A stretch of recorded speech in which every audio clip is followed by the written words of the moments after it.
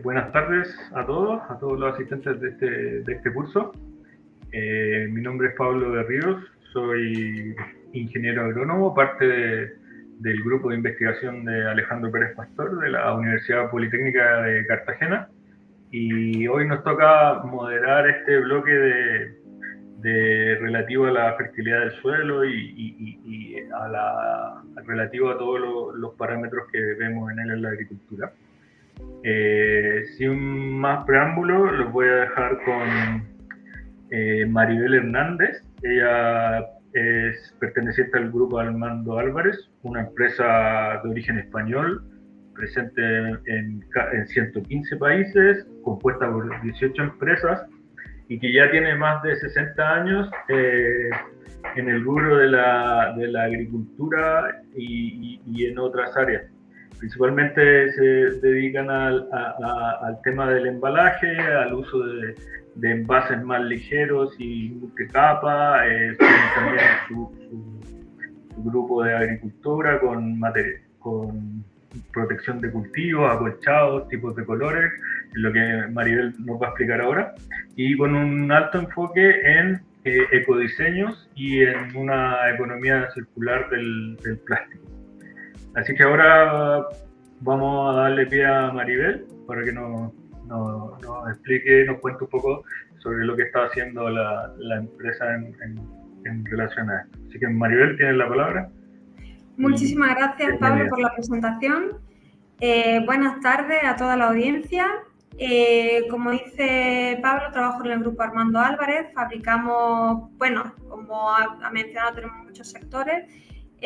Yo me encargo de exportación en zonas de Europa y Asia de la división de acolchado, plástico agrícola, y precisamente de eso quiero hablar esta tarde, del acolchado, los tipos de colores y las propiedades que tiene el acolchado. Quiero empezar con lo más básico. Quiero adelantar también que va a ser una breve pincelada. Esto podría dar para hablar bastante, pero vamos a ser breve y empezar por lo más básico, que es el concepto de acolchado. El acolchado, pues tradicionalmente se ha utilizado paja, corteza, es simplemente poner una barrera física sobre el suelo con el objetivo de proteger la compactación del suelo, proteger mejor la estructura del suelo, mejor dicho, evitar la mala hierba, evitar la evaporación de agua, pero con la actual tecnología que tenemos podemos incluso hacer algo más, como incluso regular la temperatura del suelo, y sobre todo también en los plásticos aplicados a la desinfección de suelo podemos ver que tiene unas aplicaciones y trabaja conjunto con desinfectantes, luz solar, para lograr una mayor efectividad en la desinfección de suelo, que vamos a ver brevemente ahora. Como os comentaba, las ventajas de los acolchados plásticos que ponemos sobre el suelo. Tengo que decir que los acolchados normalmente son de un espesor muy finito. La media va entre 15 micras, que es lo que se están utilizando con los mulch biodegradables. El nombre acolchado pues puede ser mulching, mulch, mantillo también le llaman.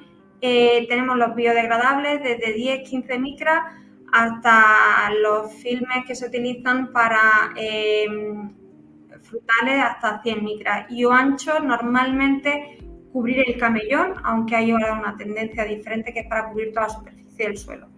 Pero cuando cubrimos la superficie del suelo o el camellón, lo que evitamos es la evaporación de agua, y esto nos supone un ahorro muy importante, sobre todo en zonas como la que vivimos, en Almería, en el sur de España, donde el recurso hídrico es un bien escaso. El acolchado también nos ayuda a controlar las malas hierbas, que también es una de las principales razones que se ponen. Ahorramos fertilizantes, nos ayuda a regular la temperatura. Ahora vamos a ver qué papel juega en el color de los acolchados. También nos ayuda al control de plagas, protege la estructura del suelo, por ejemplo, evita también la lixiviación con la lluvia. Podemos conseguir un mayor rendimiento gracias a una mejor temperatura del suelo, tanto si en épocas de frío calentar el suelo como en épocas de mucho calor poder reducir temperatura del suelo. Conseguir calidad de cultivo, por ejemplo, en cultivos rastreros como la fresa, evitamos el contacto del cultivo directamente con el suelo y mejor calidad del fruto. Y en la desinfección de suelo, pues conseguimos mantener la humedad, conseguimos mayor termicidad y sobre todo con las desinfecciones químicas conseguimos una total impermeabilidad a los gases que son tóxicos tanto para la salud de los aplicadores como tóxicos también o biodegradantes, mejor dicho, para las cubiertas de invernadero. Aquí explico los colores más comunes que podemos encontrar en el acolchado y ahora en la siguiente diapositiva entro en detalle en las funciones de lo que puede hacer el color de los plásticos, pero los más usuales es el transparente, el negro, que yo diría que es el mayoritario del mercado, los blancos negros, platas negros y fotoselectivos que bien pueden ser marrones o verdes, ¿vale? En cuanto al transparente, por aquí yo no lo suelo ver mucho, pero sí que en países de Europa que me toca visitar veo el acolchado transparente. Al dejar pasar toda la luz, tanto la luz infrarroja, que es la que nos va a ayudar a calentar el suelo, como la luz visible, pues tiene su ventaja y desventaja. Con la luz infrarroja conseguimos calentar el suelo y por lo tanto conseguimos que la planta pueda desarrollarse antes cuando hace más frío, pero sin embargo tenemos la contrapartida de que también al dejar pasar la luz pueden crecer la maleza, la mala hierba.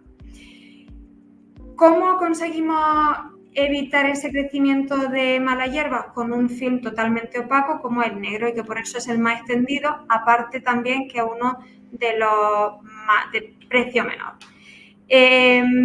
El negro además absorbe calor, el color negro por definición, y ese contacto o esa absorción del negro con el contacto con la tierra también ayuda a que superficialmente la tierra se calienta. Con el blanco, negro y plata negro precisamente se utiliza para disminuir la temperatura del suelo, y esto es cuando estamos plantando nuestro ciclo de cultivo. Es en época de excesivo calor que pueden producir la asfixia radicular, pues utilizamos blancos negros y platas negros. El negro siempre en la capa negra hacia abajo para evitar que entre la luz fotosintética o la luz visible y así controlamos la mala hierba, y la cara blanca o la cara plata negra, la plata hacia arriba. Con esto conseguimos una reflexión de la luz. Al reflejar la luz conseguimos esa reducción de temperatura mucho mayor con el blanco, ¿vale?, que con el plata, que aproximadamente el blanco puede llegar a reflexiones de un 60 y 75% de la luz incidente, mientras que con un plata estamos consiguiendo una reflexión de un 45%. Por lo tanto, el suelo va a estar más frío debajo de un blanco negro que de un plata negro.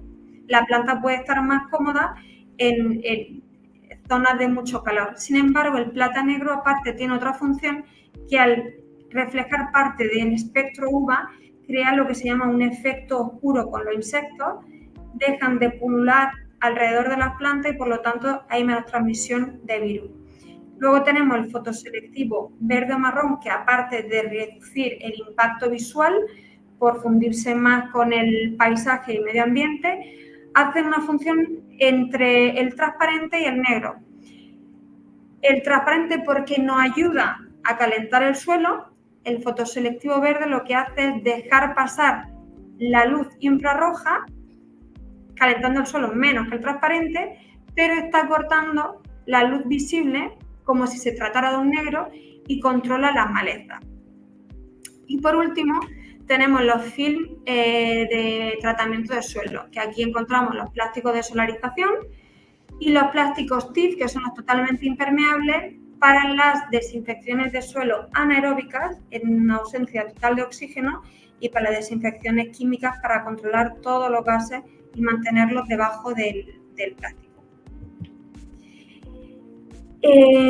Como he comentado y considerando la plataforma que estamos, uno de los ejemplos que me ha gustado sacar a la luz de ahorro de agua, he puesto el ejemplo y una foto de un cultivo de kiwi en la zona de Braga de Portugal. Aquí en la foto podéis ver un acolchado blanco-negro. Está reflejando parte de la luz. Este acolchado se puede, cuando yo lo visité ya llevaba 8 años puesto y todavía duraba y estaba en muy buenas condiciones, pero lo fundamental y la razón principal por la que los agricultores utilizaban este plástico es por el gran ahorro de agua que conseguían. Hablo de plantaciones nuevas, ¿vale?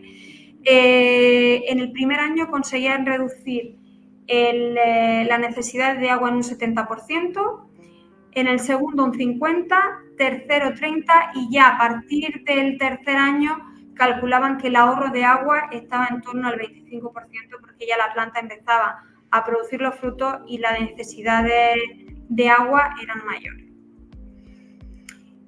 Y como adelantaba también, hasta hace poco lo tradicional era cubrir solo la cama o camellón con los acolchados.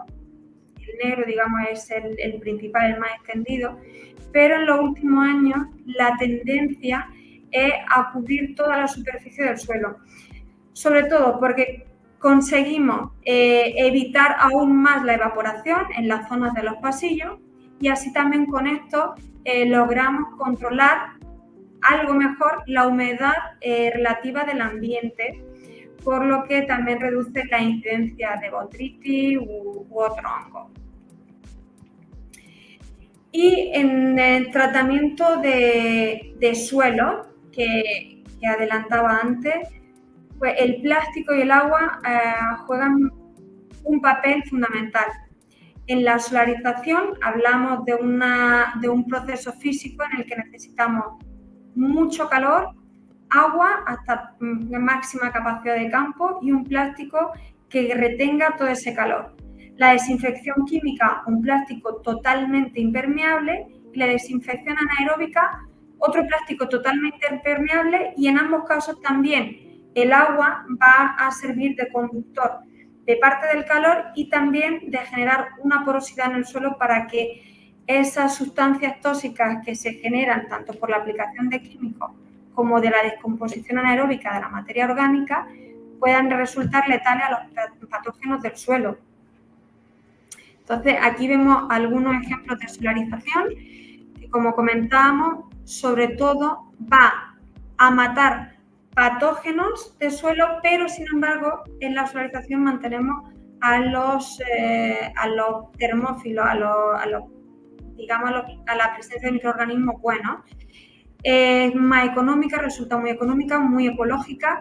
Necesitamos que el techo del invernadero esté muy limpio para captar la máxima luz solar. El plástico muy térmico, con un aditivo especial para que retenga el calor que se va acumulando durante el día.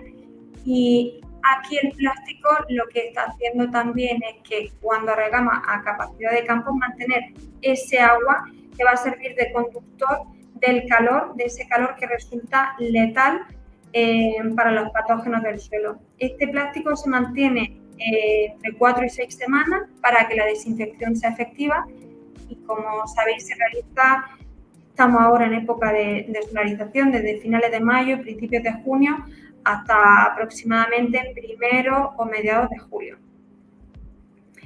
La desinfección química, como sabréis ahora, cada vez se reducen más el abanico de desinfectantes que están permitidos su uso, ahora solo con derogación, limitando la dosis cada 3 años.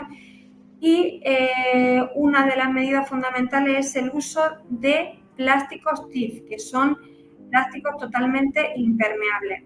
Aquí también necesitamos regar el suelo hasta saturación o capacidad de campo para conseguir una homogeneidad y la disolución de las sustancias químicas, que son las que van a matar los patógenos.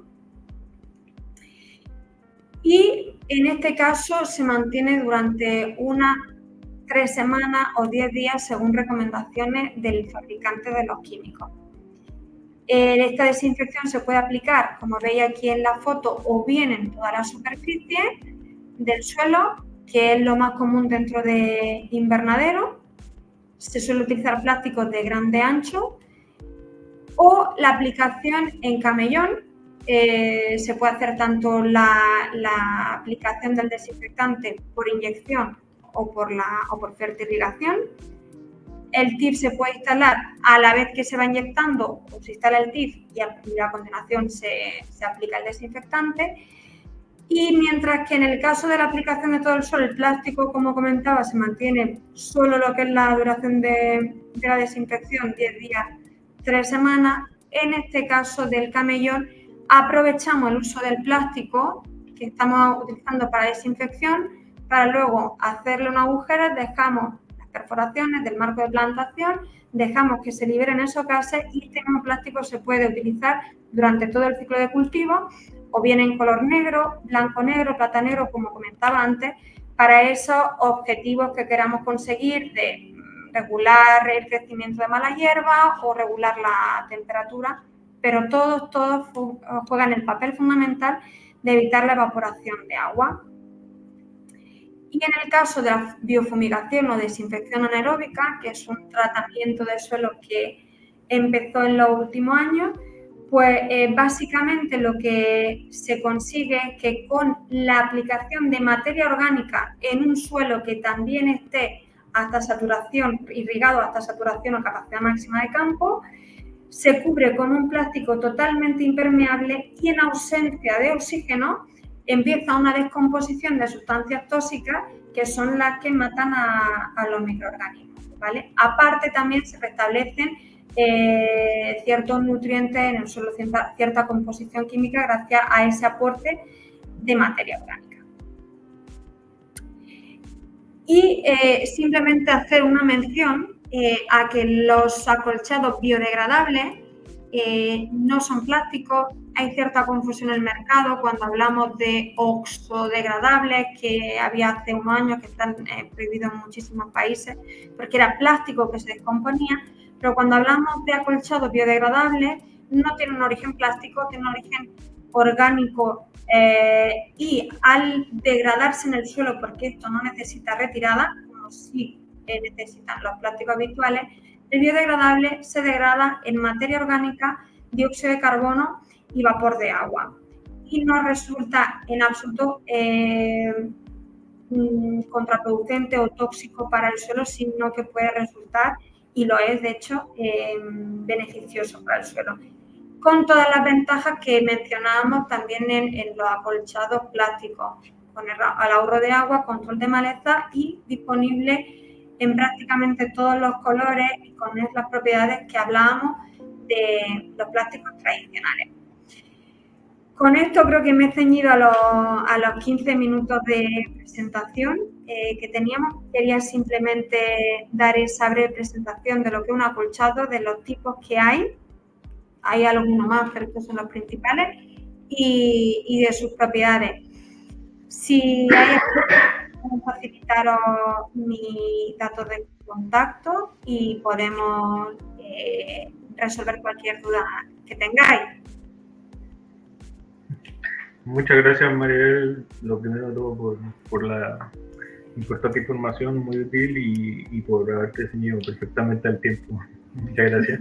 Y aprovecho de darle la bienvenida a don Jorge Álvaro Fuentes de la Estación Experimental Aula Dei y a don Felipe Bastías del CEBA-CSIC, quienes van a estar acá presentes para que hagamos una mini mesa redonda respecto a la conservación del suelo. Me voy a permitir partir por Felipe, es un especialista trabaja en el grupo de conservación de suelos, agua y manejos de residuos orgánicos. especialista en microdiversidad, o sea, en biodiversidad del suelo, restauración del suelo, conservación del suelo y los posibles efectos climáticos o sea, los efectos del cambio climático sobre la fertilidad del suelo. En ese sentido, Felipe, te quería preguntar, ¿qué herramientas tenemos para determinar la fertilidad del suelo? Herramientas objetivas que nos permitan caracterizar el nivel de fertilidad del suelo. Si nos pudiera orientar en eso. Buenas tardes a todos, un placer estar con vosotros. Sobre tu pregunta, bueno, a nivel de fertilidad yo creo que se sabe, ¿no? Es decir, obviamente estamos hablando de si tú quieres evaluar la fertilidad del suelo, tienes un montón de herramientas clásicas, ¿no? Que son básicamente micronutrientes digamos, de toda la vida, ¿no? Que son necesarios para la planta y que están estrechamente relacionados con el desarrollo de los cultivos, ¿no?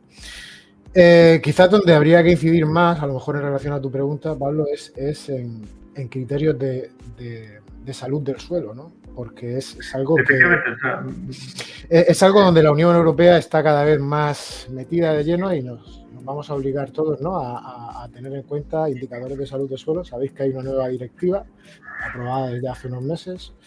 Hay una misión de suelos y básicamente lo que quiere la Unión Europea es que cualquier manejo del suelo sea un manejo compatible con mantener su salud y mantener su sostenibilidad, ¿no?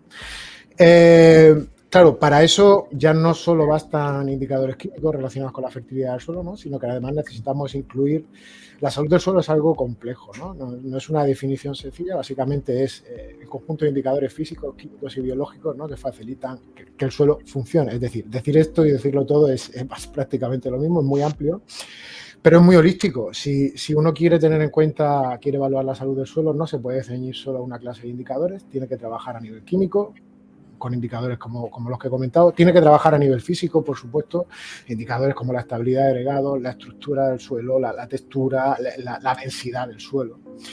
Y tiene que recurrir también a indicadores de tipo biológico, incluidos indicadores de tipo microbiológico, que además aportan una información bastante sensible a los cambios que suceden en el suelo. Entonces, dentro de cada una de esas categorías tenemos muchos indicadores. Por ejemplo, los menos conocidos, a lo mejor los de tipo microbiológico, podemos recurrir a indicadores como la respiración del suelo, que es un indicador básico, ¿no? De actividad general de los microorganismos, la biomasa de microorganismos que hay en el suelo, que se puede evaluar de diferentes maneras en el laboratorio, tampoco quiero extenderme, la actividad de esos microorganismos con enzimas, y luego ya sabéis que de una manera más compleja existen multitud de nuevas herramientas moleculares que son bastante complicadas para un usuario, ¿no? Digamos, pero que cada vez también se están imponiendo más. Entonces, hay una colección bastante amplia de indicadores.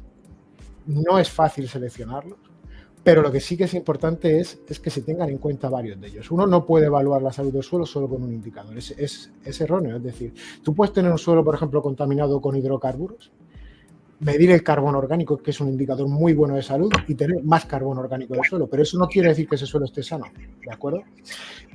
Uno tiene que evaluar siempre varios de estos indicadores y saber interpretarlo, que quizás es la parte más complicada.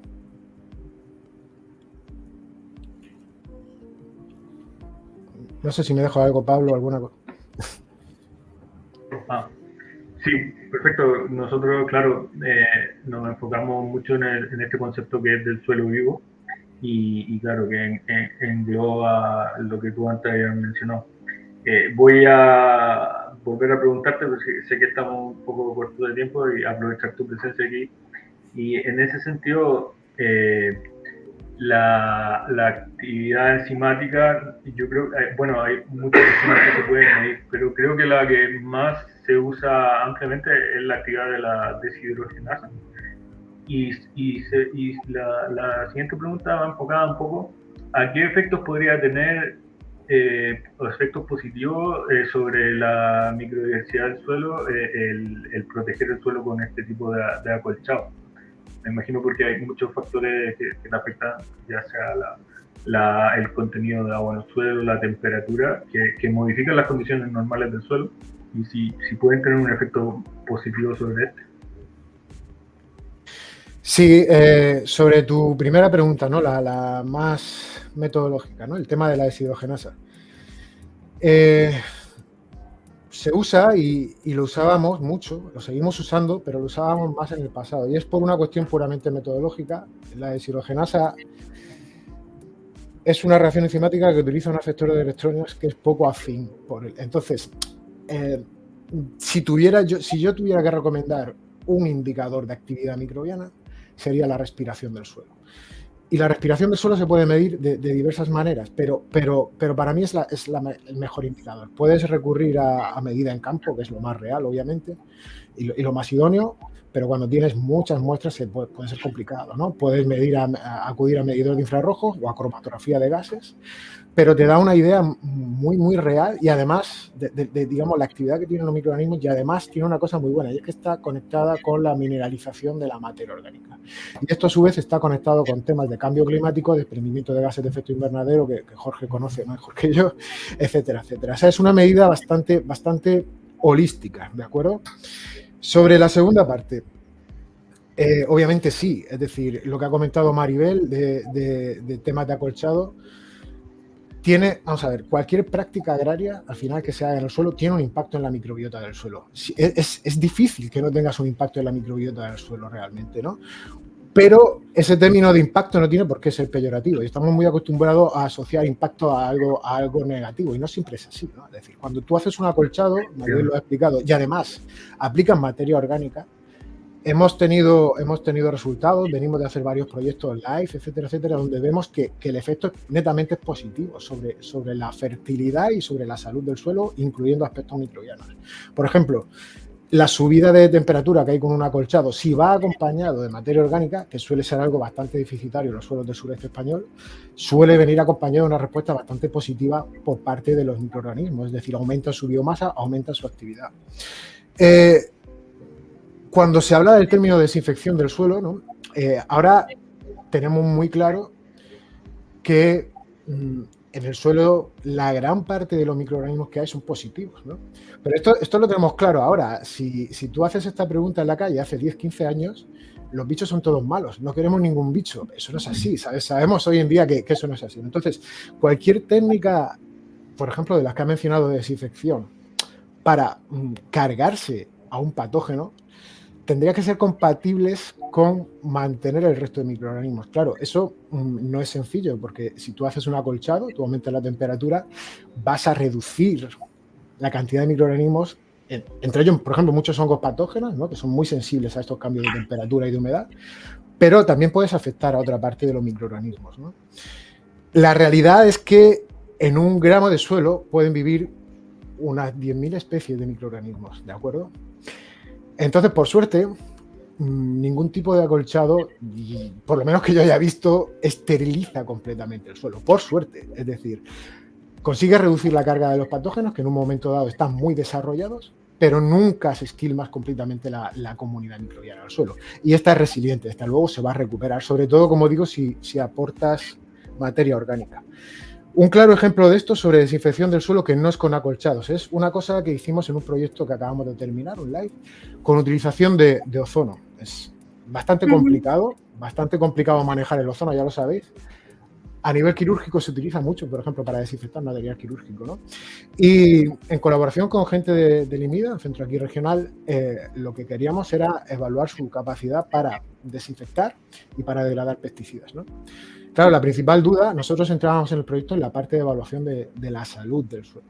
Mi principal duda es, vaya, a ver si el ozono es un agente desinfectante tan bueno, que cuando yo mida la biomasa microbiana me sale un 0, ¿no? Y entonces la Unión Europea va a decir, vale, habéis desinfectado el suelo, lo habéis limpiado, ya no tenéis patógenos, no tenéis pesticidas, pero es que ahora lo habéis empeorado porque no tenéis comunidad microbiana. Por suerte no fue así. La biomasa microbiana es bastante resiliente, descendía, pero luego se recuperaba, ¿de acuerdo? Entonces, cualquier técnica de biodesinfección, como las que ha mencionado Maribel, son razonablemente compatibles con una sostenibilidad del suelo en términos biológicos. Se conserva la microbiota del suelo. Obviamente hay cambios estructurales, cambios de diversidad, etcétera, etcétera, pero en nuestra experiencia no hemos observado de hecho hemos observado que si se hace bien y se hace acompañado con materia orgánica, tiene un efecto positivo a nivel biológico. Genial. la verdad que es muy importante eso, ya cada vez tenemos que estar más enfocados en el tema de la sostenibilidad ambiental. Y si, sobre todo en términos de proteger el suelo, además del tema de la desinfección, proteger el suelo frente a la erosión es muy, muy importante. Un suelo con muy poca estructura, como los que a veces nos encontramos acá en la región, y muy sensible a la erosión. Entonces ya tener el suelo cubierto nos permite minimizar ese posible impacto sobre la fertilidad del suelo en ese sentido. Y ahora, aprovechando la presencia de Jorge,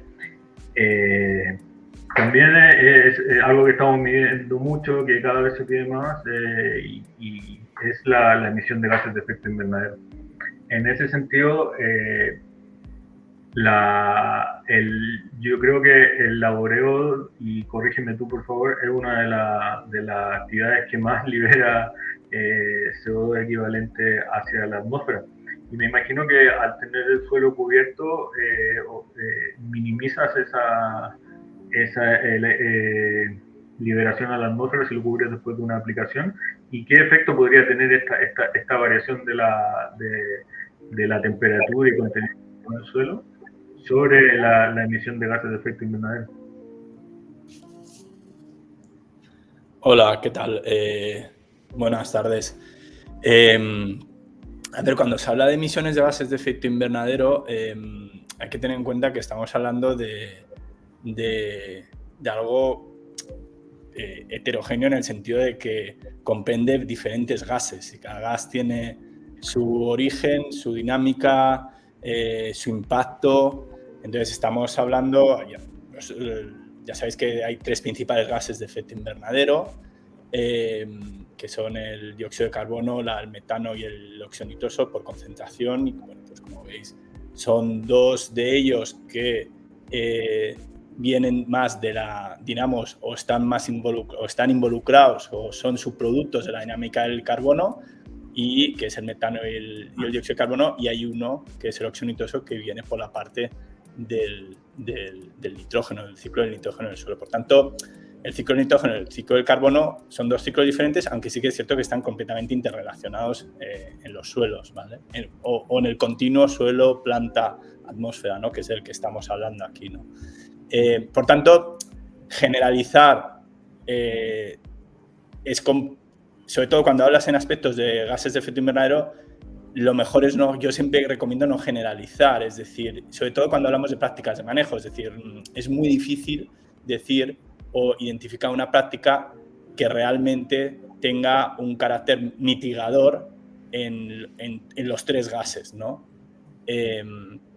Habrán prácticas que tendrán mejor o peor impacto, pero siempre puede haber diferencias en cuanto a las dinámicas con cada uno de los gases. Y vamos a poner un ejemplo, que ya que has hablado del laboreo, vamos a hablar del laboreo.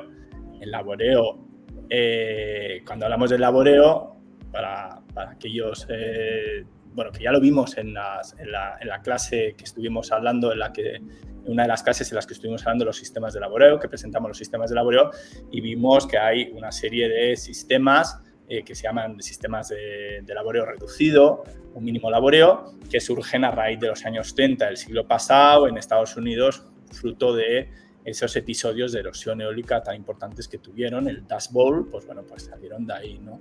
Entonces se desarrollaron, fruto de ese impacto, ¿no? Pues se desarrolló esa tecnología justamente para reducir lo que es la erosión del suelo, ¿no?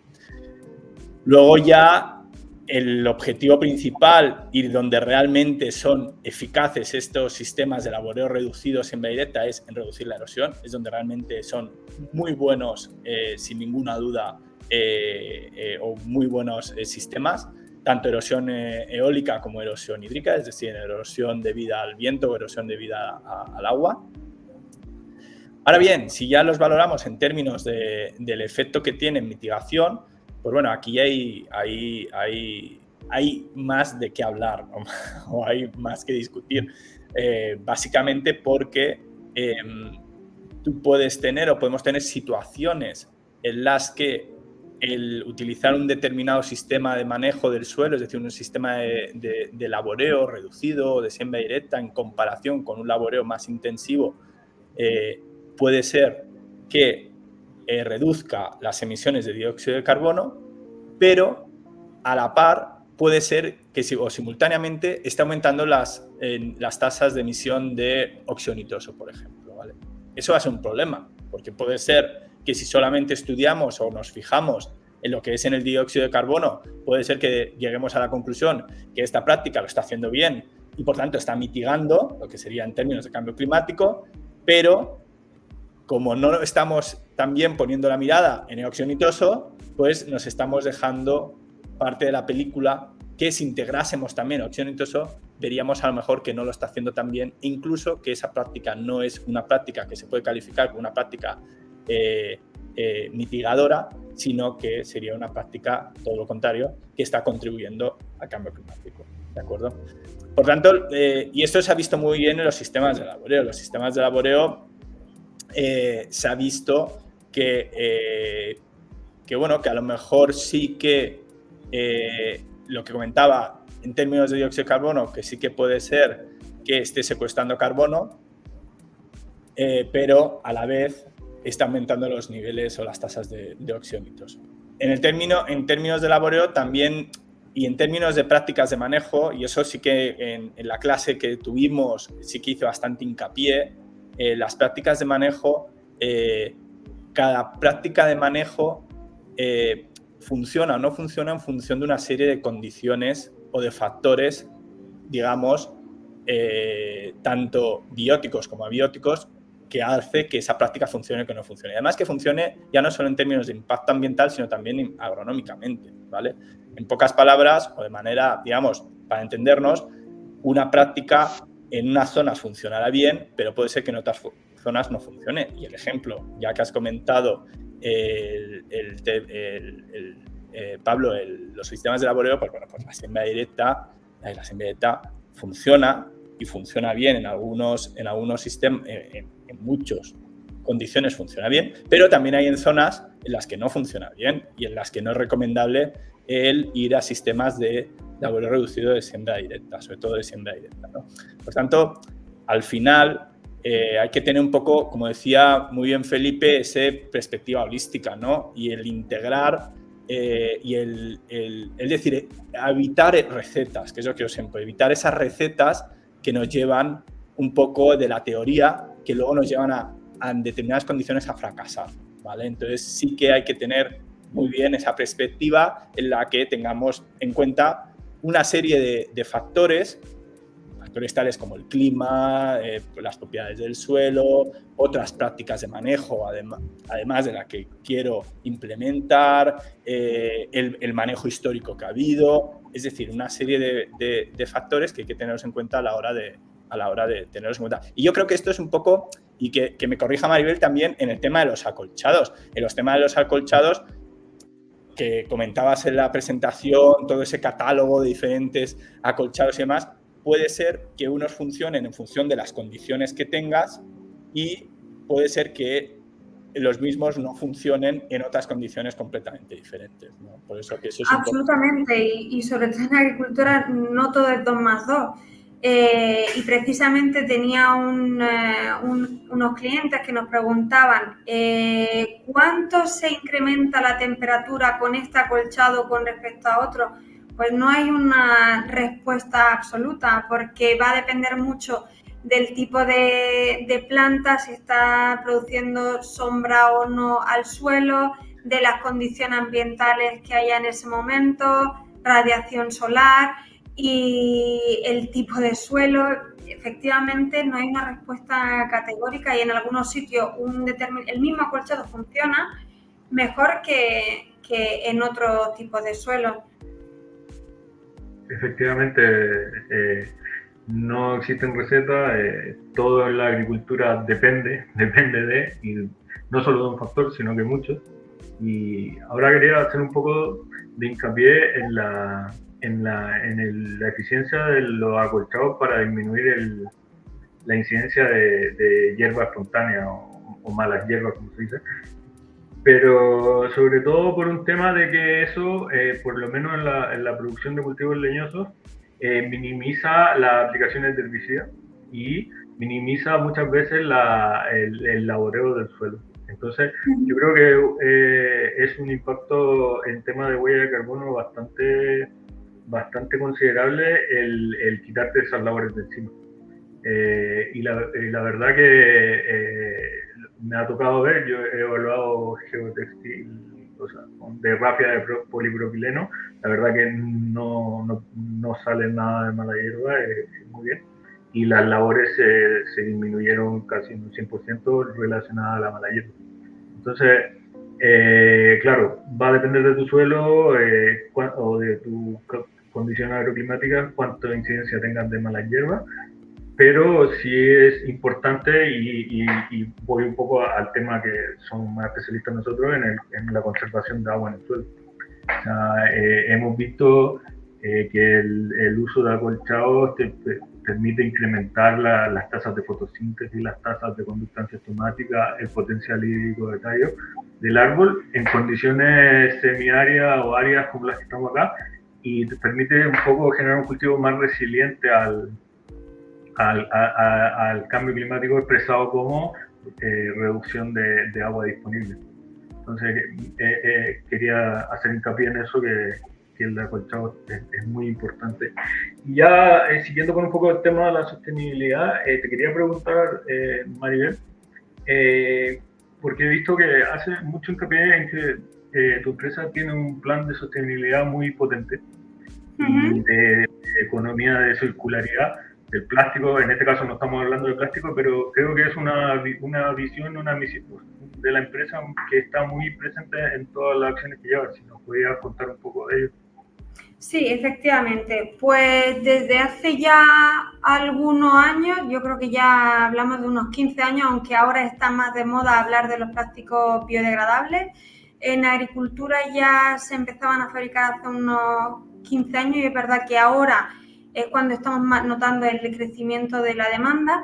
Entonces, nuestro compromiso con la sostenibilidad está en tema de acolchado, ¿vale? No me voy a centrar en otros tipos de filmes agrícolas como los de silo o como los de la cubierta de invernadero, pero dentro de los acolchados tenemos los biodegradables, que como digo, se degradan en el medio ambiente, no son plásticos, no generan residuos, no generan un impacto negativo para el suelo. En cuanto a los acolchados plásticos, también la tendencia, y gracias a la tecnología actual que tenemos, es reducir espesores, por lo tanto generamos menos kilos de plástico en el ambiente, y además hay una parte de nuestra división que se encarga también del ecodiseño, en el que incorporamos plástico reciclado en la producción de nuestro acolchado.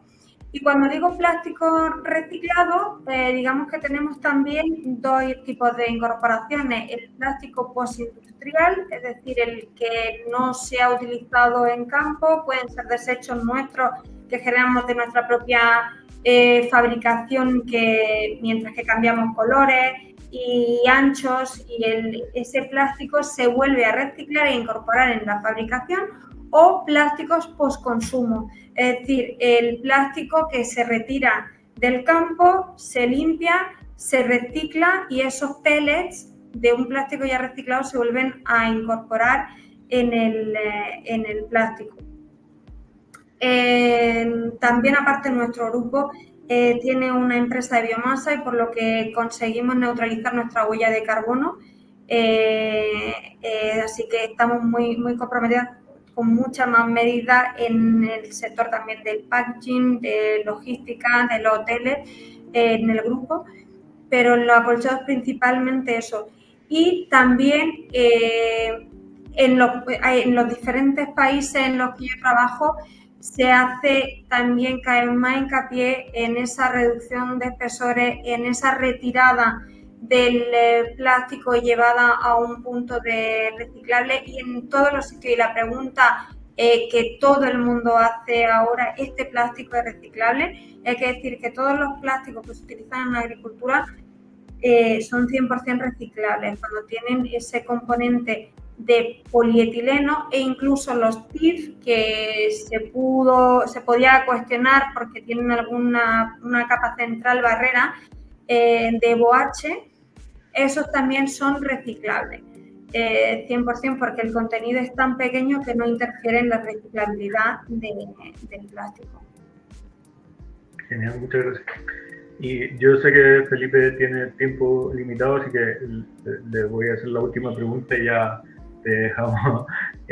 Y era una pregunta un poco más filosófica. Si tú como investigador, ¿qué crees que tenemos como desafío respecto al tema de la conservación del suelo? Pues en una frase, da de comer a muchos billones de personas con el cambio climático que tenemos y que nos espera. Vamos, yo creo que todos los que están en esta mesa estarán de acuerdo con eso, ¿no? No es sencillo. Ayer cayó aquí en Murcia lo que no está escrito de lluvia. Llueve con muy mala leche, llueve poco y cuando llueve con muy mala leche, con lo cual el suelo se lo lleva para adelante, la capa fértil se va para adelante y todo lo que pilla, ¿no? Y luego nos vamos a encontrar con un verano súper seco, donde no hay agua, ¿no? En esas condiciones tenemos que mantener una agricultura productiva y sostenible. Y yo creo que el foco a nivel mundial está ahí y en Europa obviamente está ahí, es decir, en cómo producir de una manera sostenible respetando la salud del suelo, pero en cantidad suficiente y en calidad suficiente para todos los habitantes del planeta. Entonces, tu pregunta no es filosófica, tu pregunta es muy real, porque la situación dentro de 15 años, sinceramente, no sé si va a ser mucho mejor a nivel de cambio climático. Y tenemos que, bueno, yo creo que estamos hablando de países, de grupos de investigación, de empresas muy punteras en agricultura, muy adaptadas y muy súper tecnológicas, ¿no? Entonces yo creo que eso también nos predispone a tener una buena capacidad de adaptación a lo que nos viene. Yo creo que el reto está en adaptar la agricultura. Eso significa muchas cosas y daría para muchas conversaciones, pero tenemos que adaptar la agricultura al cambio climático y al cambio global que nos espera. Es decir, simplemente el propio hecho de que haya un cambio en la estacionalidad por el clima supone un impacto tremendo a nivel económico, a nivel de muchas cosas. Es decir, hay que hacer un esfuerzo por adaptación, pero bueno, yo creo que estamos en una buena posición y se está trabajando mucho en ese sentido. Yo quería hacer en este sentido de adaptarse, ¿no? A lo que decía Maribel del uso de plásticos biodegradables, ¿no? Yo creo que se va a imponer, se va a terminar imponiendo. Y nosotros sí que hemos hecho alguna cosita, poco, en nuestro grupo. Claro, el plástico, una vez que se biodegrada, se va incorporando con el paso del tiempo, ¿no? Contribuye a enriquecer el suelo a nivel de materia orgánica, a nivel fertilizante, ¿no? Y esto está relativamente poco estudiado hoy en día, ¿no? Pero yo creo que va a ser un filón en el sentido de que bueno, al final no es plásticos y ese tipo de material tendremos que usarlo, ¿no? También hay, corrígeme también si me equivoco, algún tipo de papel, ¿no? Que se utiliza también como acolchado, se está investigando algún aspecto de este tipo, materiales de ese tipo, ¿no? Y yo creo que también los tiros van a ir por ahí, utilizar materiales que sean biodegradables, que no afecten, que no lleguen a la cadena trófica, porque al final eso es lo que estamos viendo, ¿no? Y que a su vez pues permitan cultivar y permitan luego mejorar la fertilidad del suelo, ¿no? Eso es una adaptación al cambio global, en el sentido de que tenemos que producir más con menos y respetar el medio ambiente. Entonces, pues, es un ejemplo. Sí, la verdad es que yo creo que uno de los problemas que tiene la conservación del suelo es que si bien todos saben que es fundamental tener un suelo balanceado, un suelo vivo, como todavía dependemos mucho de inputs externos, no nos damos cuenta de la importancia que tiene el suelo. Y generalmente los estudios que evalúan la aplicación de materia orgánica, o ácido fúlvico, ácido húmico, o mejorar la estructura del suelo, no se ven repercutidos en la producción en el corto plazo. Entonces cuesta incorporarlo a las empresas, a los agricultores, porque es su forma de entrar. Pero yo creo que cada vez vamos más en la concientización de lo que es el recurso suelo. Es un recurso no renovable, o sea, es lo que, como decías tú, nos sustenta la alimentación. Y ya no solo eso, es decir, en el sentido de que no solo se está hablando de, como tú dices, ¿no? De materias orgánicas que pueden tener un efecto a más largo plazo, ¿no? Cada vez se trabaja más en bioestimulantes y en biofertilizantes, claro. Es decir, en aplicaciones de soluciones basadas en la naturaleza, ¿no? Y cada vez se trabaja más, y esto es una línea muy interesante, pero también muy, muy complicada, ¿no? Es decir, no solo se está trabajando en aplicar, permitirme bichitos de fuera, ¿no? Y aplicarlo a un suelo. Hay multitud de empresas trabajando en biofertilizantes, lo cual es complicado, porque un microorganismo que está en un recipiente con una humedad determinada cae aquí a un suelo de Murcia a 45 grados y bueno, ya sabéis el fin de la película, ¿no? Pero cada vez se está trabajando más en tratar de modular la acción de los microorganismos que viven en el propio suelo, ¿no?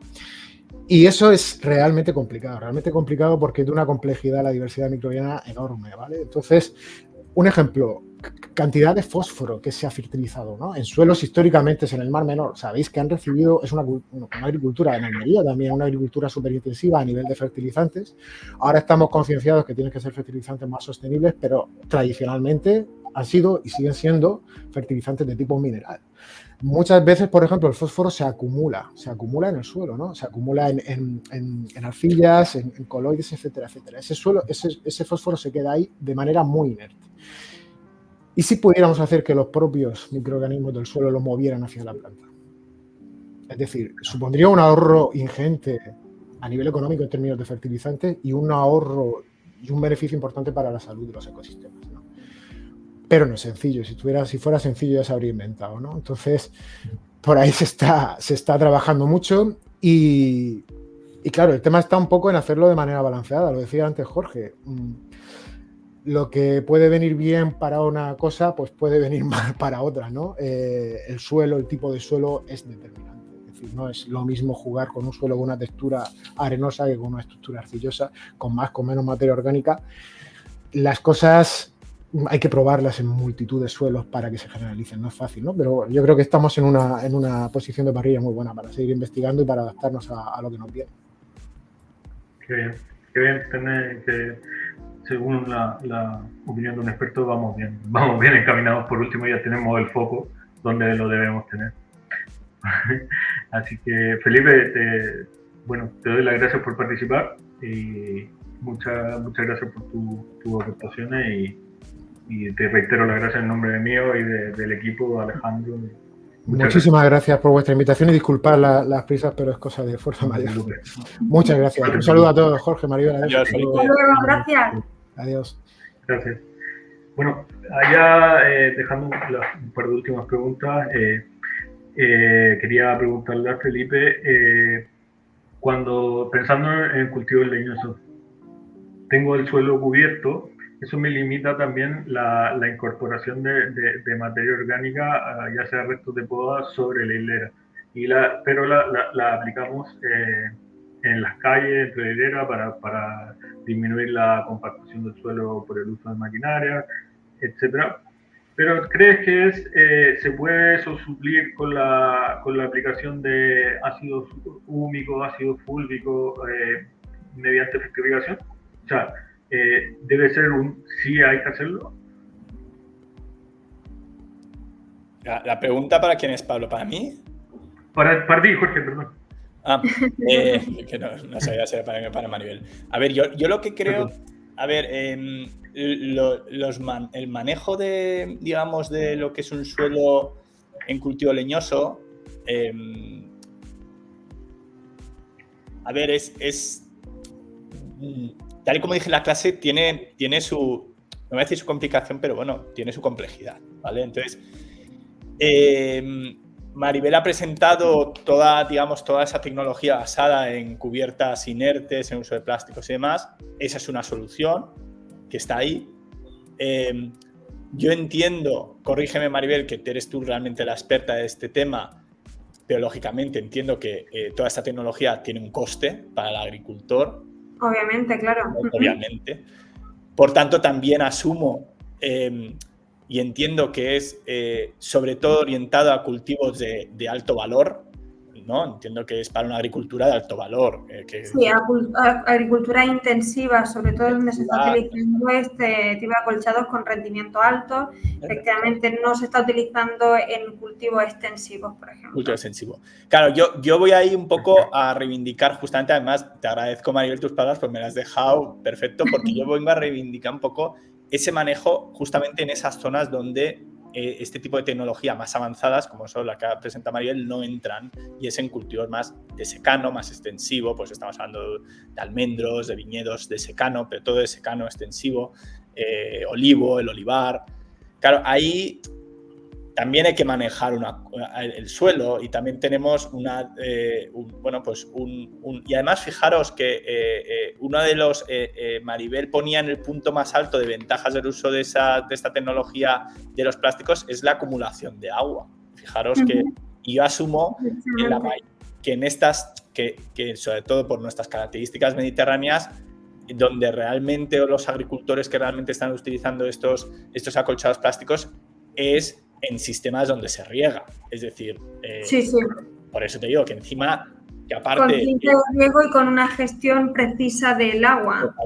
Totalmente para minimizar y para reducir y demás, ¿no? Por tanto, que en estas zonas de secano, que encima no hay riego, con un escenario que ya que lo planteaba Felipe, en el que estamos en un escenario en el que cada vez las condiciones de aridez van a ir a más, pues claro, nos encontramos en una situación en la que es necesario también el plantear estrategias a estas zonas más de secano, más extensivas. Y sin duda alguna, para mí, la salida a la estrategia pasa por el uso de cubiertas vegetales. Es decir, y por eso también se plantea en el curso en el que estamos un capítulo, digamos, en el que estuvimos hablando de estas cubiertas vegetales. Y se hablaba sobre todo, se planteaba estas cubiertas en estas zonas más de secano, en el que, bueno, pues que puede ser una buena alternativa en términos de, sobre todo, de reducir las tasas de erosión y también de aumentar esos niveles de materia orgánica a los que se hacía referencia, Pablo, ¿no?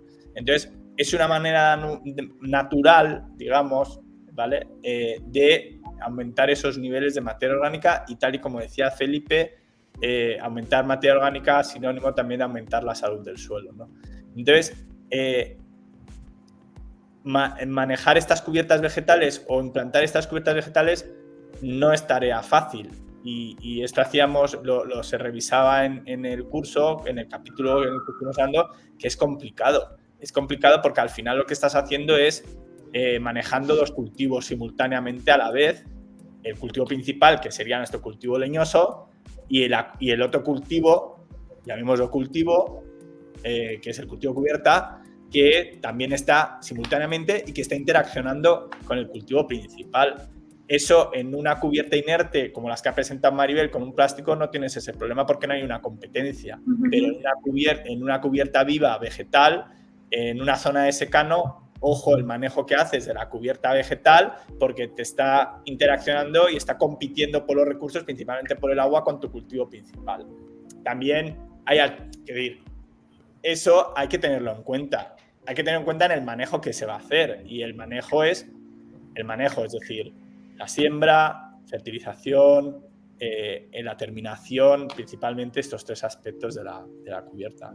Por tanto, para mí el manejo, sobre todo en estas zonas, es decir, aquí hay doble estrategia, una estrategia más en zonas más intensivas como las que ha presentado Maribel, y estrategia que es completamente diferente en unas zonas más extensivas de secano, en las que tenemos que ir hacia otra estrategia, sobre todo utilizando los recursos que tenemos.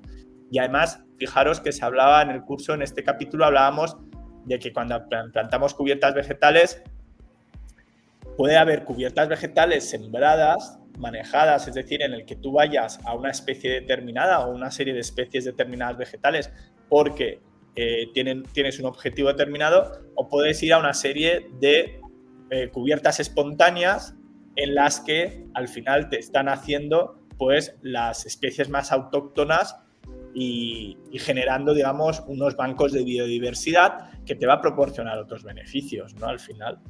Entonces yo creo que eso es importante y esos son aspectos, Pablo, que es importante tener en cuenta. Efectivamente, bueno, nosotros hemos tenido experiencia con cultivos secundarios en la entrilera.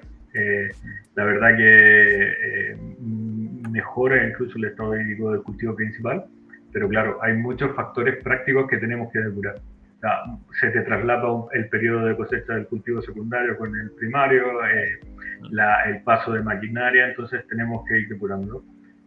Yo creo que evaluamos un muy buen sistema porque era un cultivo de mandarino en caballones, donde pusimos le pusimos un acolchado para minimizar la erosión en los caballones y minimizar el uso de herbicidas. Pero como en la entrilera las teníamos descubiertas, pusimos cultivos secundarios y la verdad es que tiene impacto positivo sobre el cultivo. Y el tema es lo que dices tú, depende. Mi cultivo secundario lo quiero para venderlo o lo quiero solo para dejarlo como cubierta. Tengo mercado para ese cultivo secundario. Hay muchas cosas que van en eso, pero tuvimos una muy buena impresión, sobre todo en el efecto del mulch para minimizar el efecto del déficit hídrico. Lo que sí es importante es que tenga algo de porosidad para que te permita aprovechar esas pocas lluvias que tenemos, o hacer alguna estrategia de permitir la infiltración en alguna zona del cultivo. Claro. En ese sentido, le quería preguntar ya terminando a Maribel, y dejo la pregunta abierta, lo mismo, o sea, ¿qué desafíos ves tú como una experta consultora en este tema en la agricultura? ¿Crees que ya se va adaptando esto, se está tomando conciencia de la importancia del suelo a nivel de agricultor, que finalmente es el que toma la decisión? Sí, yo creo que los agricultores cada vez están más concienciados de precisamente lo que hablaba Felipe, que tenemos que producir más para dar de comer a la población creciente mundial, que la disponibilidad de suelo arable es cada vez menor, y además el tercer factor es que las condiciones en las que debemos cultivar son cada vez más desafiantes, por lo que los agricultores sí se comprometen cada vez más con la salud de los suelos.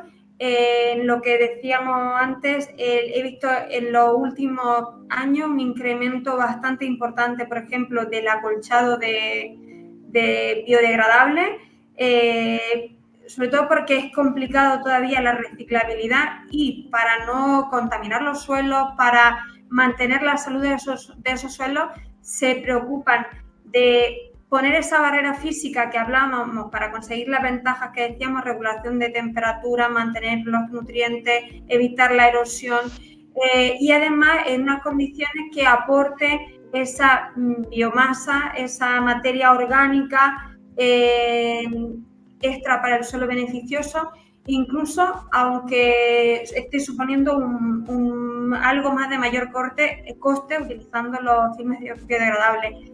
Y por mi visión de lo que está sucediendo en Europa y parte de Asia, que son los mercados en los que yo trabajo, el incremento de los biodegradables y el compromiso con la salud de los suelos de los agricultores es cada vez mayor, porque todos nos concienciamos del problema, que es una realidad, que efectivamente no era una pregunta filosófica, sino que una realidad cruda que tenemos ante nosotros.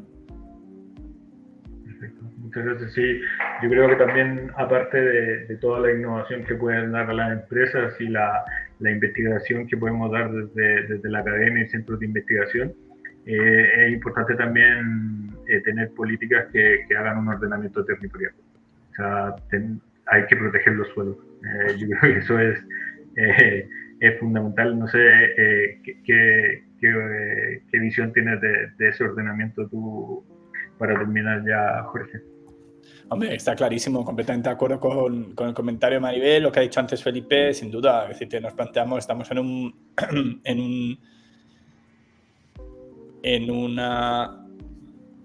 una realidad que es preocupante. Es decir, ya lo que decía Felipe, ya hemos visto ayer, Dana, terminología como Dana, hace unos años no sabíamos lo que era y ahora la utilizamos de una manera familiar, que eso es lo preocupante, es decir, normalizar y familiar un término como una dana. Eso es un problema, eso nos da de qué pensar en la situación en la que estamos. Y bueno, ¿cuál es la solución? A ver, la solución sin duda alguna, sobre todo en los sistemas agrarios, que lo ha dicho muy bien Felipe, pasa por ser capaces de adaptarnos a la situación. La situación en estos momentos actualmente es la que es, la que ya estamos, es decir, antes siempre hace unos años hablábamos del futuro, no, de aquí a 20 años, de aquí a 30 años, no, de aquí a 20 años, 30 años, 40 años, no, es decir, actualmente ya estamos en una situación de cambio climático en la que la manera de preservar la actividad agraria es adaptarse a, eso está claro.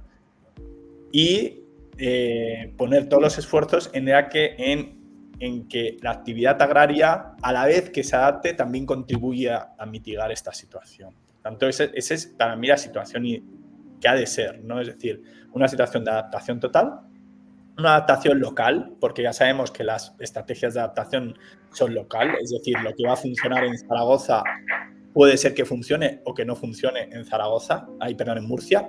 Es decir, esto es las estrategias de adaptación son locales y ahí hace falta mucho conocimiento en las diferentes zonas. Y luego, pues bueno, las estrategias más de mitigación. Ideal, identificar estrategias que a la vez que se adapten, a la vez mitiguen, ¿no? Y eso es, digamos, lo que a donde se tiene que ir, ¿no? Pues esas estrategias en las que tengan ese doble objetivo, que estén adaptando y que estén mitigando el cambio climático. Bueno, yo creo que hay conocimiento, que decir, luego primero se dice, digamos, la parte negativa, pero también hay que poner encima de la mesa la parte positiva. La parte positiva es que hay conocimiento, que cada vez hay más conocimiento, que somos varios los grupos, o muchos los grupos que trabajamos en estos temas, y que bueno, que es un desafío y un reto, y que hay que ser. La cuestión es que hay que ser consciente de la situación, porque lo peor que podemos hacer, creo, es mirar para otro lado, sin duda alguna. No, o sea, yo creo sí que tenemos que hacer un cambio de paradigma, el pensamiento tiene que ser otro y claro, lo que cuesta es un poco integrar eso al pensamiento más económico, pero no voy a dar el suelo, es pan para hoy, hambre para mañana, o sea, es así de sencillo y bueno, quería agradecerle por su participación en nombre mío y del grupo de investigación. Y cuando quieran invitados son de la casa, ya los consideramos.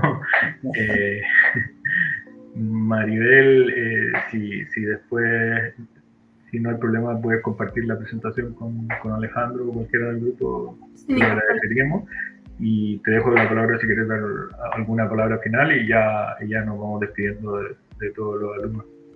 Reitero las gracias. Yo agradezco el hacerme partícipe de esta mesa redonda y gracias por el tiempo y espacio que me habéis permitido y la verdad es que ha sido un placer escuchar estos comentarios tan interesantes y las ponencias y las contribuciones de todos. Me alegro. Bueno, un abrazo a todos, muchas gracias. Muy bien, muchas gracias. Muchas gracias, hasta luego. Hasta luego. Hasta luego.